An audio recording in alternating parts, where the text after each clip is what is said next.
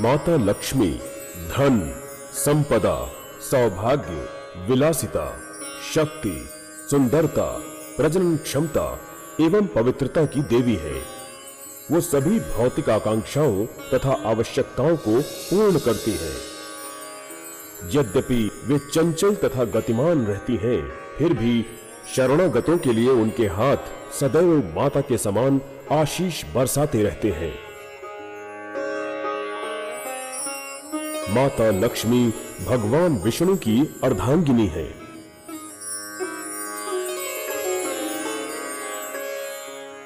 उनकी चार भुजाएं चार आध्यात्मिक सद्गुणों का प्रतीक है। ईश्वरीय सत्य का अधिष्ठान, पूर्ण रूप से खिला हुआ कमल पुष्प उनका आसन है। उनके व्यक्तित्व का आकर्षण अद्वितीय है। माता लक्ष्मी की उपस्थिति अलौकिक, आध्यात्मिक तथा सांसारिक सुख के आगमन का पूर्व संकेत देती है। माता लक्ष्मी का पावन नाम श्री है। किसी भी प्रलेख के आरंभ में श्री लिखा जाता है तथा देवी देवताओं, धर्मपरायण मनुष्य एवं गणमान्य लोगों के नाम के पहले श्री लगाकर उन्हें संबोधित किया जाता है। श्री शब्द सम्मान, समृद्धि, संपन्नता, सौभाग्य तथा अधिकार को संबोधित करता है। इस शब्द के लिखे या बोले जाने पर अलौकिकता का भान होता है। उसके पश्चात दैवी आशीर्वाद से सभी कार्य कुशलता से संपादित होते चले जाते हैं। जिस प्रकार ओम जीवन के आध्यात्मिक पक्ष से संबंधित है, उसी प्रकार श्री जीवन के भौतिक पक्ष से जुड़ा हुआ है। देवी लक्ष्मी की उत्पत्ति अपने आप में एक अलौकिक घटना है। इस कथा में इसी का उल्लेख किया गया है। जैसा कि भगवान विष्णु की कथाओं में वर्णित है, जब देवतागण तथा असुर समुद्र मंथन कर रहे थे, तो उसके फलस्वरूप समुद्र के भीतर से अमृत निकलकर बाहर आया तथा इस अमृत के साथ निकलकर आई एक कुमारी। वो कुमारी लक्ष्मी थी। कमल पुष्प पर विराजमान, लाल रेशमी वस्त्र धारण किए हुए, स्वर्णाभूषणों से सुशोभित, वो संपन्नता, समृद्धि और सौभाग्य की जागृत प्रतिमा प्रतीत हो रही थी। जैसे ही उन्होंने बोलना आरंभ किया, सभी दिशाओं में अमृत धारा प्रवाहित होने लगी। धरती पर जीवन आनंदमय तथा उमंगों से भरपूर हो गया। देवताओं ने हाथ जोड़कर उनका अभिवादन किया। असुरों ने भी उनके सम्मान में गुणगान किया। माता की जय, लक्ष्मी माता की। आकाश को धारण करने वाले गजों ने ब्रह्मांड की सभी दिशाओं से वहां आकर जीवन से परिपूर्ण जल उनके ऊपर प्रवाहित किया। उधर देखो, वो देवी कौन है? बड़ी विचित्र बात है। इनकी आभा तथा चमक का अनुमान लगा पाना कठिन है। उनमें तो हीरे के जैसी आभा और दमक है। उनकी उत्पत्ति समुद्र में से हुई है। वो कौन हो सकती हैं? आप सबको मेरा प्रणाम। मैं लक्ष्मी हूँ। मैं धन, प्रसन्नता तथा संपन्नता की देवी हूँ। हे महादेवी, हमें अत्यंत प्रसन्नता हुई। इंद्रलोक में हम आपका स्वागत करते हैं।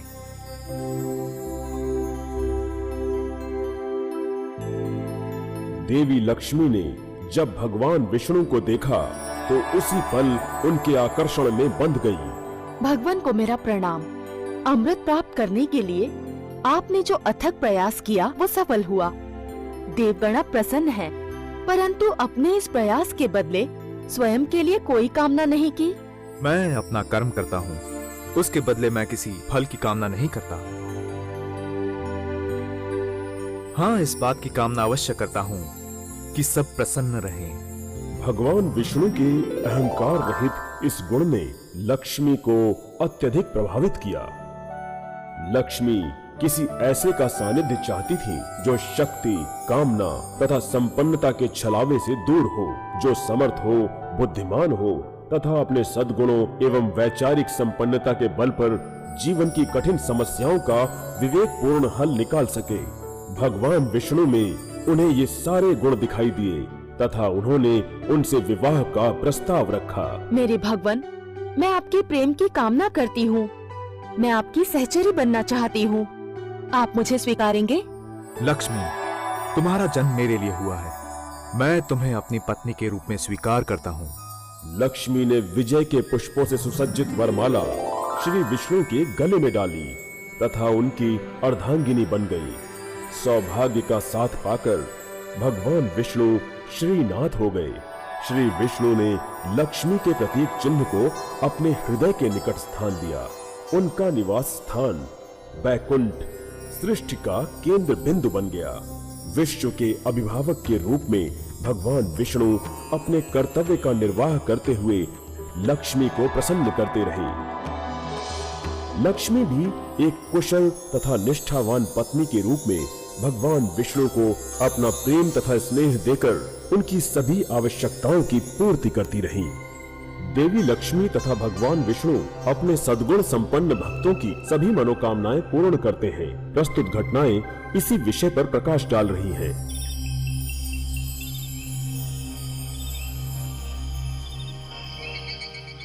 बहुत समय पहले की बात है। प्रहलाद नाम का एक बालक था। प्रहलाद धर्मपरायण तथा सद्गुण संपन्न था।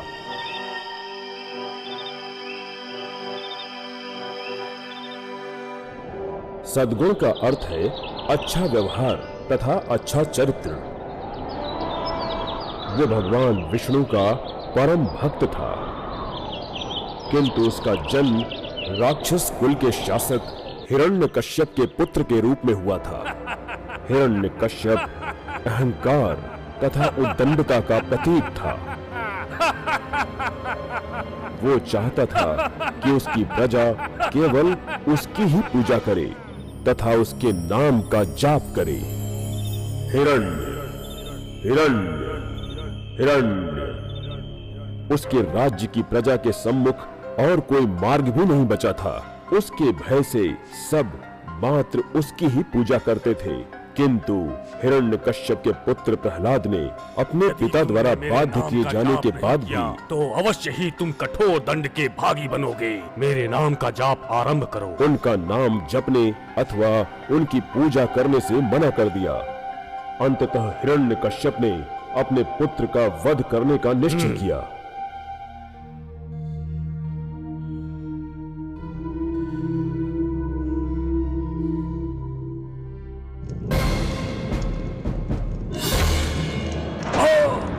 किंतु भगवान विष्णु ने नरसिंह रूप में प्रकट होकर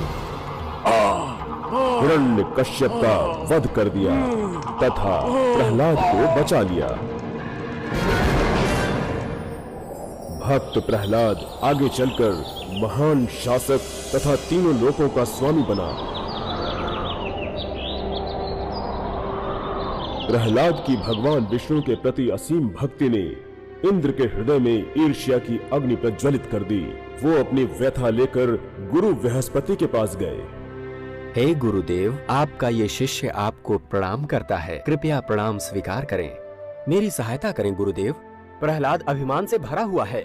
वो सबको जीतने की क्षमता रखता है। वो किसी से भयभीत नहीं होता क्योंकि उसका सोचना है कि भगवान विष्णु सदैव उसका पक्ष लेंगे। सुनो इंद्र, जहाँ सद्गुण होते हैं वहीं लक्ष्मी का निवास होता है। तुमने अपने सद्गुणों को संभाल कर नहीं रखा, जबकि प्रहलाद सद्गुणों की मूर्ति है। इसीलिए वही तीनों लोकों पर शासन करने का अधिकारी है। कृपया मुझे सद्गुणों के बारे में जानकारी दें। गुरु बृहस्पति ने इंद्र को कहा, यदि तुम्हें सद्गुणों के बारे में विस्तृत जानकारी चाहिए तो तुम्हें गुरु शुक्राचार्य की सेवा में उपस्थित होना पड़ेगा। तुम शीघ्र वहां जाओ। इंद्र शुक्राचार्य से मिलने निकल पड़े।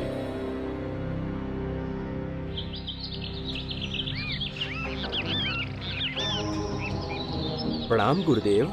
सद्गुणों के बारे में ज्ञान प्राप्त करने के लिए गुरु बृहस्पति ने मुझे आपके पास भेजा है। तुम्हारा स्वागत है इंद्र। सद्गुणों का पूर्ण ज्ञान तो प्रहलाद से ही प्राप्त हो सकता है। वो उनका ज्ञानी है तथा उपयोग भी करता है।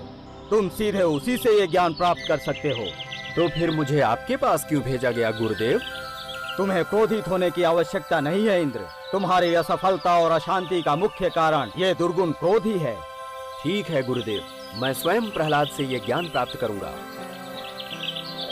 इंद्र ब्राह्मण का वेश धारण करके प्रहलाद के पास जा पहुंचे। हे ब्राह्मण देव, आप कौन हैं? हे मेरे स्वामी, मैं एक गरीब ब्राह्मण हूँ।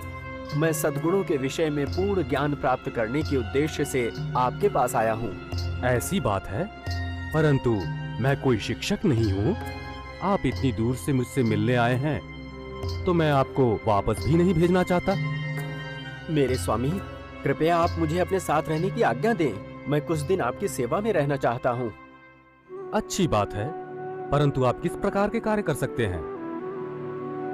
मैं वचन देता हूँ, आप जो भी कार्य सौंपेंगे मैं निष्ठापूर्वक उस कार्य को पूरा करने का प्रयत्न करूंगा। तो फिर ठीक है, आज से आप मेरे साथ रह सकते हैं। उसके उपरांत ब्राह्मण के वेश में देवराज इंद्र प्रहलाद के साथ ही रहने लगे। वो एक शिष्य की भांति व्यवहार करते थे। एक आज्ञाकारी शिष्य की भांति वो प्रहलाद की सभी आवश्यकताओं का ध्यान रखते। श्री विष्णुवाय नमः। श्री विष्णु। प्रहलाद अपने संपूर्ण शरीर को अपने वश में रखते थे। उन्होंने क्रोध पर विजय प्राप्त कर ली थी तथा सदैव अच्छा व्यवहार करते थे। श्री विष्णुवाय नमः। श्री विष्णुवाय नमः। इंद्र समझ चुके थे कि इन सद्गुणों के कारण ही प्रहलाद स्वर्ग के अधिपति बने थे। श्री विष्णुवाय नमः। इंद्र ने प्रहलाद को उनके सद्गुणों से विमुख करने का निश्चय किया। श्री विष्णुवाय नमः। श्री विष्णुवाय नमः। श्री वो विष्णुवाय जान चुके थे कि जब तक वो ऐसा नहीं करेंगे उन्हें स्वर्ग का राज्य वापस नहीं प्राप्त होगा। विष्णुवाय नमः। श्री विष्णुवाय नमः। इंद्र के उत्साह तथा उनकी निष्ठा से प्रसन्न होकर एक दिन प्रहलाद ने इंद्र को अपने पास बुलाया। मैं आपकी सेवा से बहुत प्रसन्न हूँ ब्राह्मण देवता। हे ब्राह्मण देवता, मैं आपकी निष्ठा से बहुत प्रसन्न हूँ। आप जो कुछ भी चाहें मुझसे मांग सकते हैं। मैं आपकी हर इच्छा पूरी करूंगा। इंद्र को ऐसे ही क्षण की प्रतीक्षा थी। मैं जो कुछ भी मांगूंगा वो आप मुझे देंगे? अवश्य दूंगा। आपकी जो भी इच्छा है वो आप मुझसे कहें। मैंने आज तक कभी असत्य नहीं बोला। तो मेरे स्वामी, आप अपने सभी सद्गुण मुझे दे दीजिए। प्रहलाद पर मानो वज्रपात हुआ हो। उसने आवश्यकता पड़ने पर बिना सद्गुणों के जीवन पथ पर चलने के लिए स्वयं को तैयार किया। प्रहलाद सद्गुणों की राह पर चलते रहने के अपने संकल्प को गंवा चुका था। इंद्र प्रसन्नचित्त वहां से चल पड़े। प्रहलाद अपने मन की शांति खो चुका था। उसने माता लक्ष्मी से विनती हे की। माता लक्ष्मी, कृपया मेरी सहायता करें। आप तो जानती हैं, आज तक मैं सत्य तथा सद्गुणों के पथ पर चलता आया हूँ। आज से मैं उनके विश्वास का पात्र नहीं रहूंगा। सत्य के पथ पर न चलने से तो उचित होगा कि मैं अपने प्राण का त्याग कर दूं। अचानक एक दैवीय प्रकाश प्रहलाद के शरीर से बाहर आया और उसने एक मानव रूप धारण कर लिया। तुम कौन हो? मैं सद्गुणों का देवता हूँ। तुम मुझे नहीं पहचान रहे? तुम अब मुझे गंवा चुके हो। तुमने भेंट स्वरूप मुझे उस ब्राह्मण को सौंप दिया है। अब से मैं उस ब्राह्मण के साथ ही निवास करूंगा।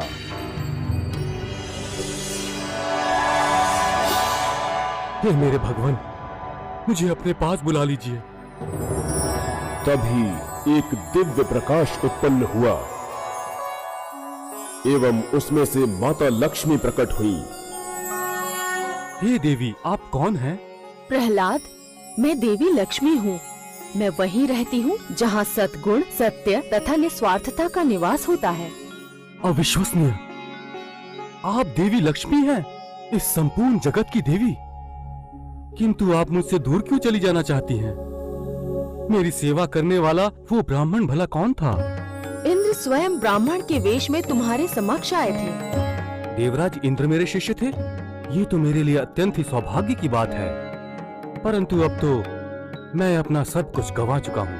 आप तो मुझे छोड़कर न जाएं। यद्यपि तुमने अपने सद्गुणों को भेंट स्वरूप दे दिया है, तथापि ऐसा तुमने अपने सुख के लिए नहीं किया। तुम्हारे सद्गुणों को सदैव सराहा गया है।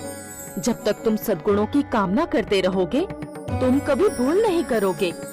कोई भी तुम्हें छल नहीं पाएगा तथा मैं तुम्हारे पास रहूंगी। मैं आपका आभारी हूँ माते। प्रहलाद देवी लक्ष्मी के चरणों में गिर पड़ा। देवी ने उसे आशीर्वाद दिया। जीवन पर्यंत प्रहलाद ने अपने सभी प्रयासों तथा कर्तव्यों को निपुणता पूर्वक संपन्न किया। प्रहलाद का पुत्र था विलोचन तथा विलोचन का पुत्र था बलि। बलि एक अत्यंत शक्तिशाली राजा था।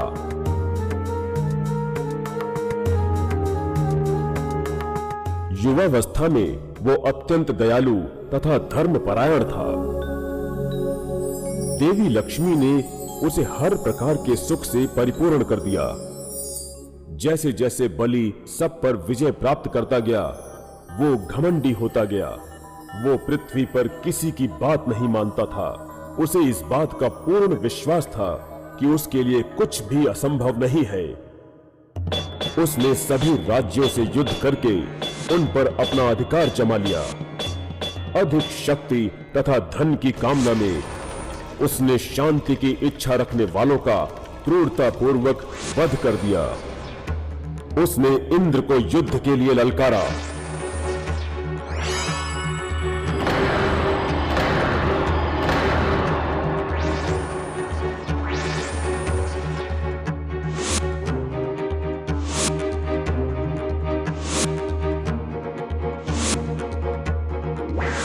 अंततः बलि ने इंद्र को पराजित करके स्वर्ग के सिंहासन पर अधिकार प्राप्त कर लिया।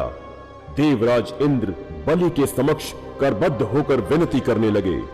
बलि, तुमने हमारा सब कुछ जीत लिया है। हमारे लिए तुमने कुछ भी नहीं छोड़ा। यदि तुमने हमें जाने को कहा तो हम कहाँ जाएंगे? देवेंद्र, आज तुम मेरे सामने भिक्षुक बने खड़े हो। तुम यहाँ से चले जाओ। जाकर विष्णु से मांगो, वो तुम्हें भूमि अवश्य देंगे। लक्ष्मी, जो अब तक बलि के साथ थी, उसकी इस उद्दंडता से अप्रसन्न हो उठी और उसी पल उसका साथ छोड़कर चली गई। देवेंद्र भगवान विष्णु के पास पहुंचे। मेरे भगवान, मेरी स्थिति पर विचार करें। मेरे पास अब कुछ भी नहीं बचा है। मैं भिक्षुक बनकर रह गया हूँ। अब मुझे असुरों से अपना राज्य वापस प्राप्त करने के लिए भीख मांगनी पड़ रही है। आज असुर इतने शक्तिशाली इसीलिए हो गए हैं क्योंकि उन्हें आपका और माता लक्ष्मी का पूर्ण समर्थन प्राप्त है।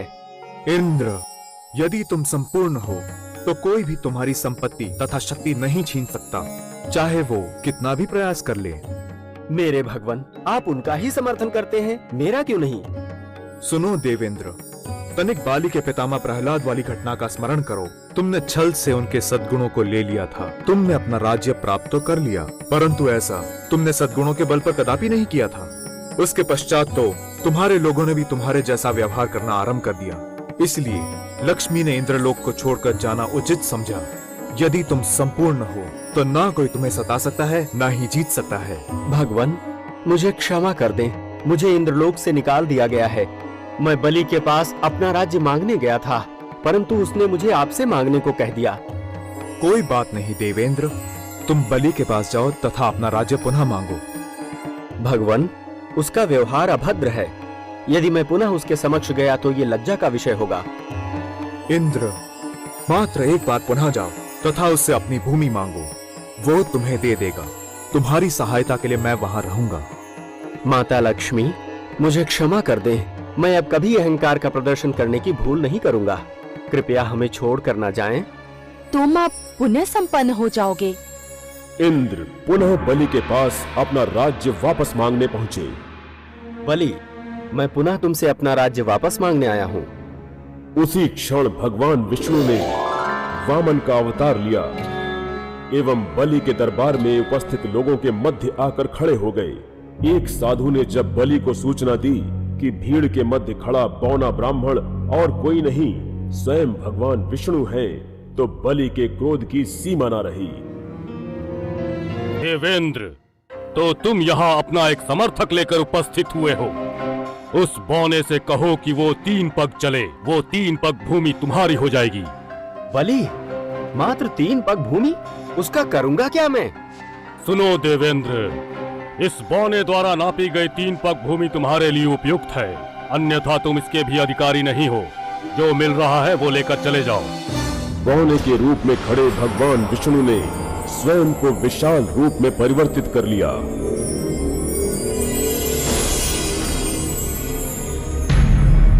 मेरा आशीष उनके साथ है जो क्रोध नहीं करते तथा दूसरों से ईर्ष्या नहीं करते, जो कठिनाइयों के समय दूसरों पर दया दिखाते हैं तथा उनकी मदद करते हैं। कोई भी इन आभूषणों को नहीं छुएगा, इन्हें इसी प्रकार पड़े रहने दो। जो इन्हें हाथ लगाएगा उसे दंडित किया जाएगा। धन की देवी लक्ष्मी राजा के इस धृष्टतापूर्ण व्यवहार से क्रोधित हो उठी। उन्होंने राजा को द्यूत क्रीड़ा के लिए प्रेरित किया।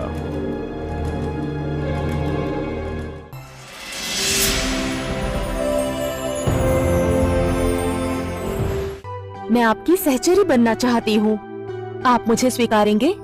लक्ष्मी, तुम्हारा जन्म मेरे लिए हुआ है, मैं तुम्हें अपनी पत्नी के रूप में स्वीकार करता हूँ।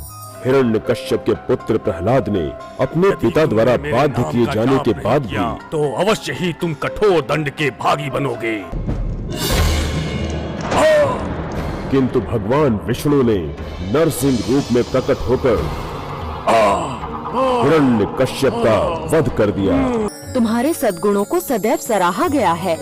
जब तक तुम सद्गुणों की कामना करते रहोगे, तुम कभी भूल नहीं करोगे। कोई भी तुम्हें छल नहीं पाएगा तथा मैं तुम्हारे पास रहूंगी। इस बौने द्वारा नापी गई 3 पग भूमि तुम्हारे लिए उपयुक्त है, अन्यथा तुम इसके भी अधिकारी नहीं हो। बौने के रूप में खड़े भगवान विष्णु ने स्वयं को विशाल रूप में परिवर्तित कर लिया।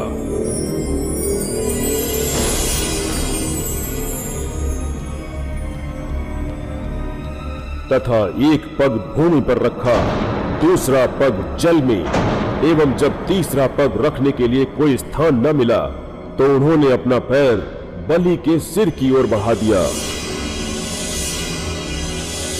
भय से कांपता हुआ बलि स्वर्ग को इंद्र के लिए छोड़कर वहां से भाग खड़ा हुआ। इंद्र पुनः स्वर्ग के राजा बन गए तथा अपना राजपाट चलाने लगे। हे भगवान, मैं सदैव के लिए आपका आभारी रहूंगा। सब कुछ इतनी शीघ्रता से घटित हो गया, मुझे तो प्रतीत हो रहा था कि मेरा राज्य कभी मुझे वापस नहीं मिलेगा। जब लक्ष्मी ने उसका साथ छोड़ दिया तो फिर उसके पास कुछ बचा ही नहीं। भगवान, आपका धन्यवाद। माते, ये सब एक स्वप्न सा प्रतीत हो रहा है।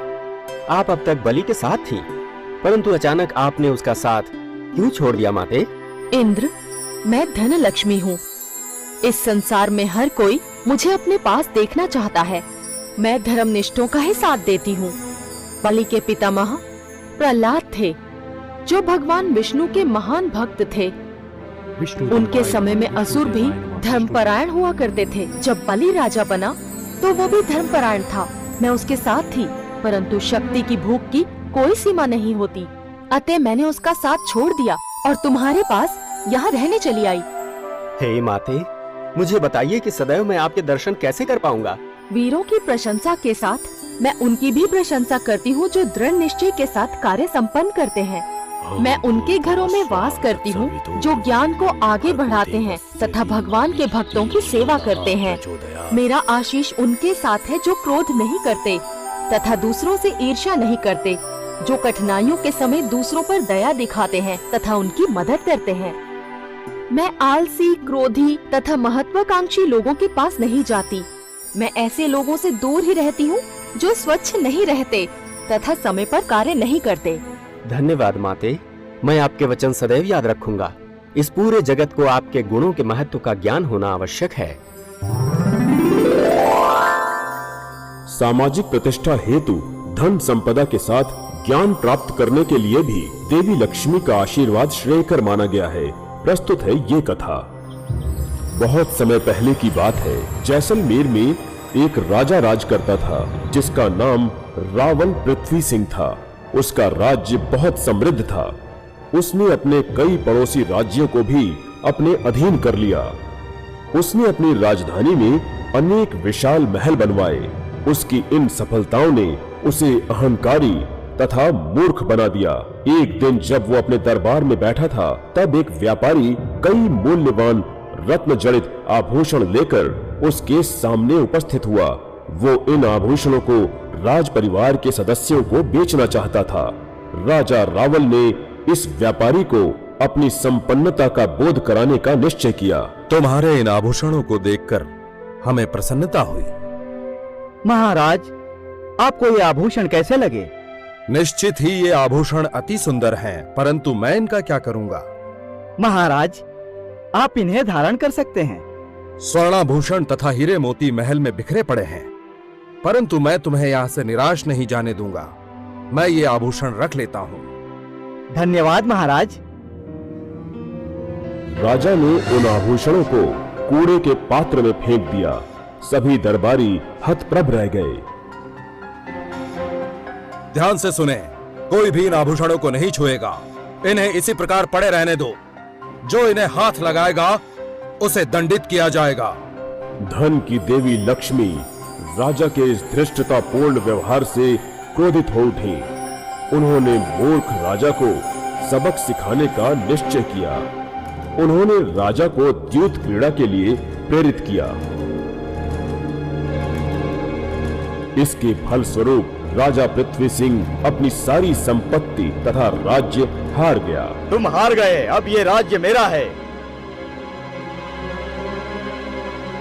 अपना सब कुछ खोकर वो अपनी पत्नी तथा बच्चे के साथ अत्यंत दयनीय स्थिति में आ गया।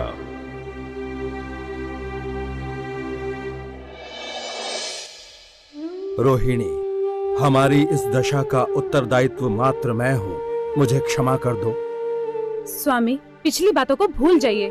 जीवन यापन के लिए क्या करना है, अब आप उस बात पर विचार कीजिए।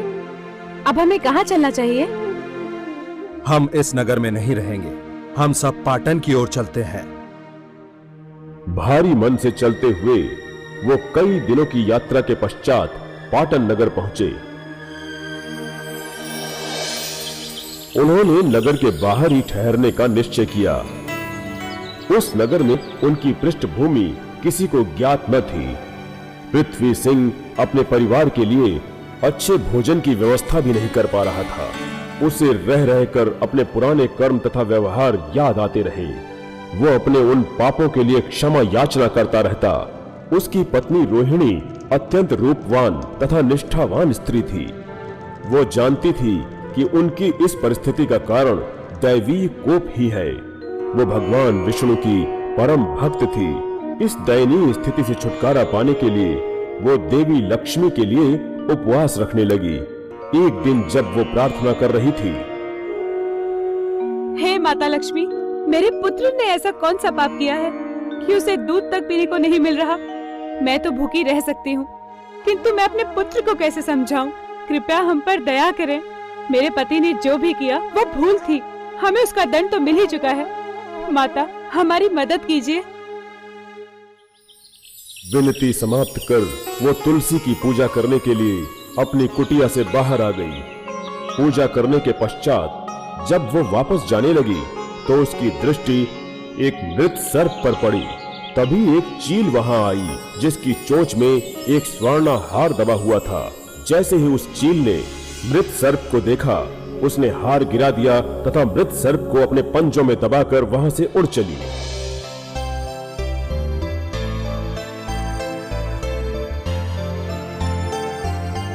रोहिणी ने उस हार को भगवान का आशीर्वाद समझकर उठा लिया। वो हार पाटन की महारानी का था। स्नान के समय महारानी ने अपना हार उतारकर वस्त्रों के साथ रख दिया था। जब चील की दृष्टि उस पर पड़ी तो वो उसे लेकर उड़ गई। स्नान के पश्चात जब महारानी को हार नहीं मिला तो उसके आश्चर्य की सीमा न रही। महाराज, वो मेरा भाग्यशाली हार था। मुझे वो हार वापस चाहिए। चिंता मत करो, हम उसे ढूंढ कर लाने वाले के लिए पुरस्कार की घोषणा करेंगे। वो अवश्य तुम्हें वापस मिल जाएगा। सुनो सुनो सुनो, हार के खो जाने की सूचना सारे नगर वासियों तक पहुंचा दी गई। हार को ढूंढ कर लाने वाले को उचित पुरस्कार देने की घोषणा भी कर दी गई। सर्वसाधारण को सूचित किया जाता है। उस दिन जब पृथ्वी सिंह नगर में आया तो उसे नगर वासियों में एक विचित्र सा उत्साह दिखाई दिया। ये क्या हो रहा है? यहाँ पर इतनी हलचल क्यों है? सब किस विषय पर बातें कर रहे हैं? महारानी ने अपना हार खो दिया। जो भी उस हार को ढूंढ कर लाएगा उसे पुरस्कार मिलेगा। राजा पृथ्वी सिंह अपने घर की ओर लौट पड़ा। उसने अपनी पत्नी को इस घटना के विषय में बताया। आज जब मैं नगर गया तो मैंने वहाँ पर लोगों को बातें करते सुना। महारानी का हार खो गया है। रोहिणी ने ये सुना तो उसकी प्रसन्नता की सीमा न रही। मैं आपको बताना भूल गई। आज सुबह जब मैं पूजा कर रही थी तो वहाँ मैंने एक मृत सांप को देखा। उसी समय एक चील उड़ती हुई आई, उसके मुंह में हार दबा हुआ था। उसने पृथ्वी सिंह को हार मिलने की घटना के विषय में बताया। प्रातः होते ही पति पत्नी राजमहल की ओर चल पड़े। महारानी, आपको मेरा प्रणाम। जब मैं अपनी झोपड़ी के बाहर पूजा कर रही थी तब मैंने एक मृत सांप को देखा। उसी समय एक चील अपनी चोंच में इस हार को दबाए हुए वहाँ पहुँची। जैसे ही उसने सांप को देखा उसने हार को फेंक दिया। सांप को पंजों में दबोचा और उड़ गई। रोचक घटना है। मुझे प्रसन्नता हुई तुम ये हार लौटाने के लिए ले आई। तुम्हारी सच्चाई और सहृदयता सम्मान की योग्य है। तुम्हें जो कुछ भी चाहिए वो तुम मांग सकती हो। तुम्हारी इच्छा अवश्य पूरी होगी।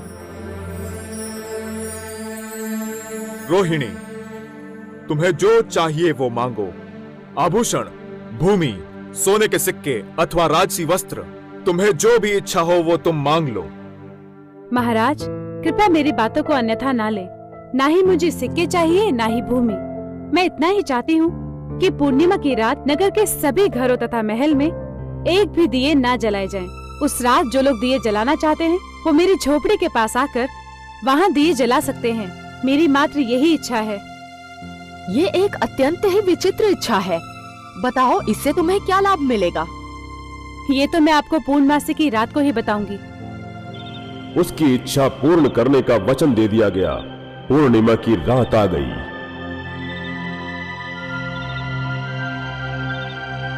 सभी नगर वासियों को दीप जलाने से मना कर दिया गया था। महल भी अंधकार में डूबा हुआ था। मात्र रोहिणी की कुटिया दीपों से प्रकाशमान दिखाई दे रही थी।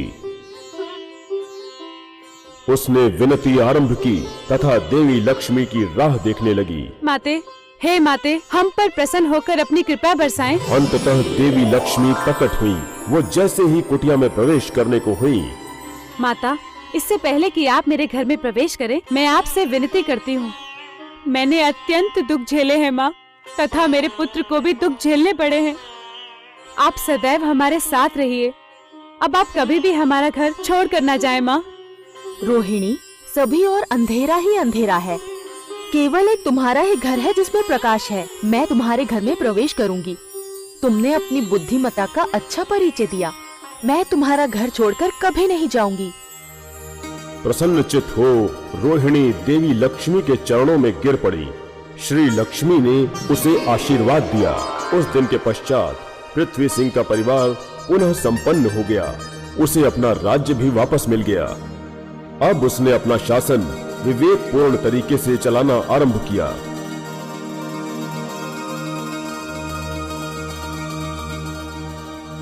ये आम धारणा है कि देवी लक्ष्मी धन की ही देवी है, जबकि वो संपन्नता के साथ साथ दैवी गुण तथा पवित्रता की भी देवी है।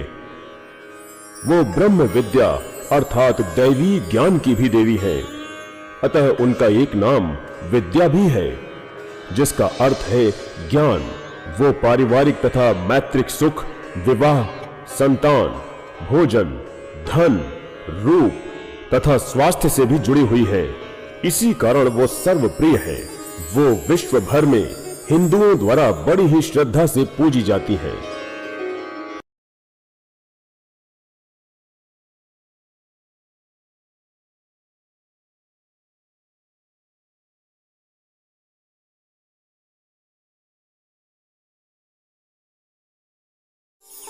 महाभारत के प्रतापी पांडवों की पत्नी द्रौपदी को उसके सौंदर्य एवं दृढ़ इच्छा शक्ति के कारण जाना जाता है।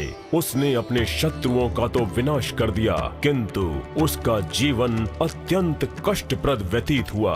अंततः हमने तुमसे अपने अपमान का प्रतिशोध ले ही लिया। तुम्हारी रक्षा करने वाला कोई भी नहीं। ओजपूर्ण राजकुमारी द्रौपदी करुणा व उदारता की मूर्ति थी।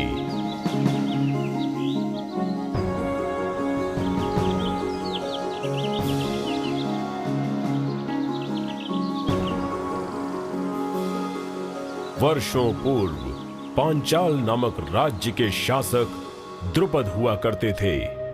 उनकी कोई संतान नहीं थी, इसलिए पुत्र प्राप्ति हेतु उन्होंने घोर तप प्रारंभ कर दिया, अर्थात रात्रि दिवस केवल प्रभु के नाम की स्तुति करते रहे। कुछ काल पश्चात उन्हें 2 संतान हुई। उन्होंने पुत्र का नाम धृष्टद्युम्न तथा पुत्री का नाम द्रौपदी रखा।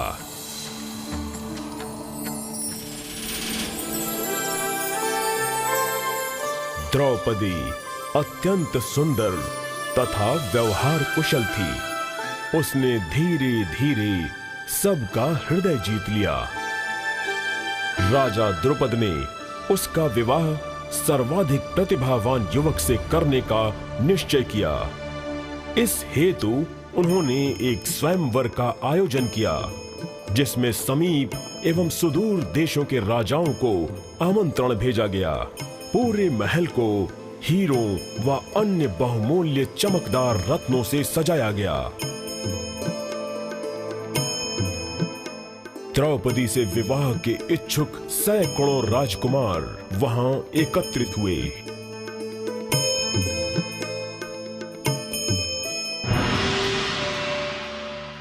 महाराज द्रुपद ने इस अवसर पर एक प्रतियोगिता रखी। महल के प्रांगण में स्थित एक स्तंभ पर एक गोलाकार चक्कर काटती हुई मत्स्य थी।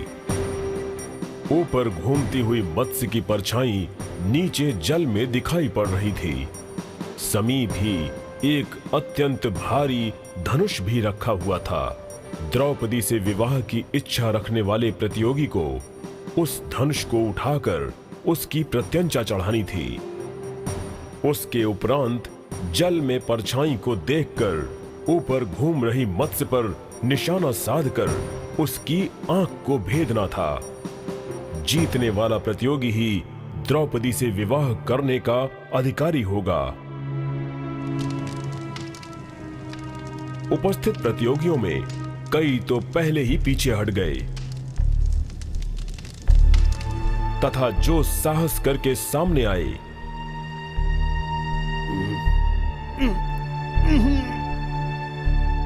वो उस भारी धनुष को उठा पाने में विफल रहे।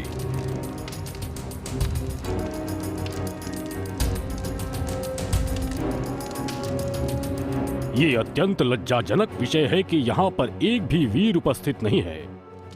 मुझे अवसर दें। ये ब्राह्मण कौन है? मैं इस लक्ष्य को बेच सकता हूँ। ये तो धनुष को हिला भी नहीं पाएगा। ये इस कार्य को इतना सरल क्यों समझ रहा है? आत्मविश्वास से परिपूर्ण एक ब्राह्मण के वेश में अर्जुन धनुष की ओर आगे बढ़ा। उसने धनुष ऐसे उठा लिया जैसे वो कोई तिनका हो। लक्ष्य को एकाग्रचित होकर जल में देखने के पश्चात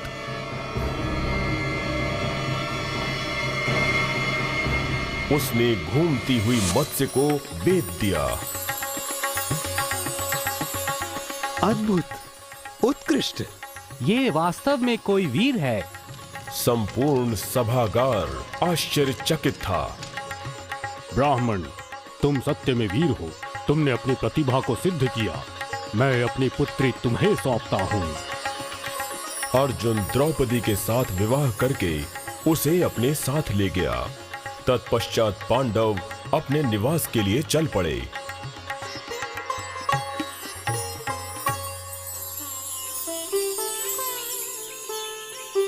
माते, हम एक बहुमूल्य उपहार लेकर आए हैं। कुंती कुटिया के भीतर थीं। उन्हें नहीं ज्ञात था कि पांडव क्या लाए हैं। उसे तुम लोग आपस में बांट लो। पांडव ये सुनकर स्तब्ध रह गए। पुत्रों के साथ एक रूपवती स्त्री को देखकर कुंती भी आश्चर्यचकित हो गईं। माता की आज्ञा का पालन अनिवार्य था। आप चिंतित ना हो। हाँ माते, आप चिंतित ना हो। माते, अब आपकी आज्ञा अनुसार हम पांचों भाइयों को से विवाह करना होगा। द्रुपद चिंतित थे, किंतु महर्षि व्यास ने ये बताकर उनको चिंता मुक्त कर दिया। आप चिंतित न हो महाराज, द्रौपदी का जन्म उन 5 पांडवों से विवाह हेतु ही हुआ था। भगवान श्री कृष्ण की उपस्थिति में द्रौपदी का 5 पांडवों के साथ विवाह संपन्न हुआ तथा द्रौपदी पांडवों की पत्नी बन गई। कौरव राज परिवार के श्रेष्ठ भीष्म व गुरु द्रोणाचार्य अत्यंत प्रसन्न थे। उन्होंने पांडवों को आधा राज्य दे दिया। पांडवों ने इंद्रप्रस्थ को अपनी राजधानी बनाया। उन्होंने कुछ समय पश्चात राजसूय यज्ञ करने का विचार बनाया। इसके लिए एक भव्य व आश्चर्यजनक सभागार का निर्माण हुआ, जिसकी सुंदरता, भव्यता व सजावट को देखकर सभी चकित थे। अग्निदेवाय नमः। ओम श्री अग्निदेवाय नमः। ओम श्री। कौरव इस आयोजन से प्रसन्न नहीं थे। ओम श्री अग्निदेवाय नमः। ओम श्री अग्निदेवाय नमः। ओम श्री अग्निदेवाय नमः। ओम श्री अग्निदेवाय नमः। यदि पांडव इसी प्रकार प्रगति करते रहे तो निश्चित ही वो हमारे राज्य को अपने अधिकार में ले लेंगे। हमें कुछ करना होगा। दुर्योधन ने नवीन सभागार में प्रवेश करने पर चमकते धरातल को देखकर सोचा कि यह जल है, अतः उसने अपने अधो वस्त्र ऊपर उठा लिए। द्रौपदी ये देखकर हंस पड़ी।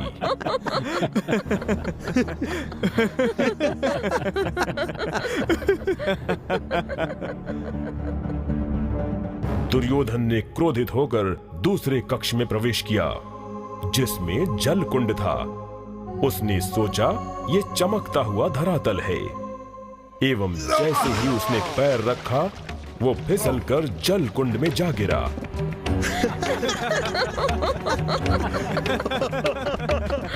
दुर्योधन क्रोध में अपना संतुलन खो बैठा। युधिष्ठिर, अब ये अंतिम चाल है। द्रौपदी को दांव पर लगाकर संभव है कि तुम अपना हारा हुआ सब कुछ वापस प्राप्त कर लो। क्या युधिष्ठिर ने स्वयं को हारने के पश्चात मुझे दांव पर लगाया है? जाओ पता लगा कर आओ। सुनो द्रौपदी, अब तुम दुर्योधन की दासी बन चुकी हो, अतः शीघ्र आओ तथा उसकी जंघा पर बैठो। जब तक दुर्योधन के रक्त से अपने केश नहीं धो लूंगी, तब तक मैं इन्हें नहीं बांधूंगी। मेरी प्रतिज्ञा है। तुम्हें ऐसी प्रतिज्ञा नहीं करनी चाहिए। तुम एक सुघड़ एवं सदाचारी स्त्री हो। बहुत समय पहले की बात है। तेनाली नाम के एक गांव में रामलिंगम नाम का एक निर्धन व्यक्ति रहता था। तेनाली विजयनगर का एक हिस्सा था, जहां महान राजा कृष्णदेव राय का राज था।